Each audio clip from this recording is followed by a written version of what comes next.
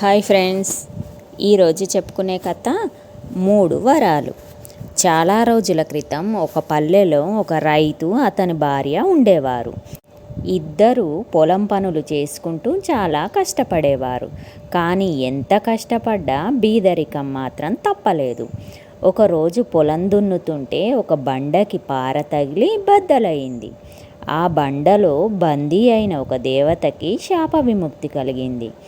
ఎంతో కాలంగా రాయిలో ఇరుక్కపోయి మొత్తానికి విముక్తి చెందిన దేవత కృతజ్ఞత తెలుపుకుంటూ రైతుకి అతని భార్యకి కలిపి 3 వరాలు ప్రసాదించింది. భార్య రైతుతో డబ్బు అడుగుదాము, డబ్బు ఉంటే అన్నీ అవే సర్దుకుంటాయి అంది. రైతు మాత్రం వద్దు, హఠాత్తుగా అంత డబ్బు వస్తే దొంగలు పడి దోచుకెళ్ళిపోతారు, మనం జాగ్రత్తగా ఆలోచించి వరాలు అడుగుదాం అన్నాడు. అలాగే అని దేవత వాళ్లకు ఒక రోజు గడువు ఇచ్చింది. ఆ రోజు సాయంత్రం భోజనానికి కూర్చున్నప్పుడు భార్య రైతుతో డబ్బే అడగాల్సింది. ఈరోజు చక్కగా నాటుకోడి కూర తింటే ఎంత బాగుండేది అని నిట్టూర్పుతో అంది.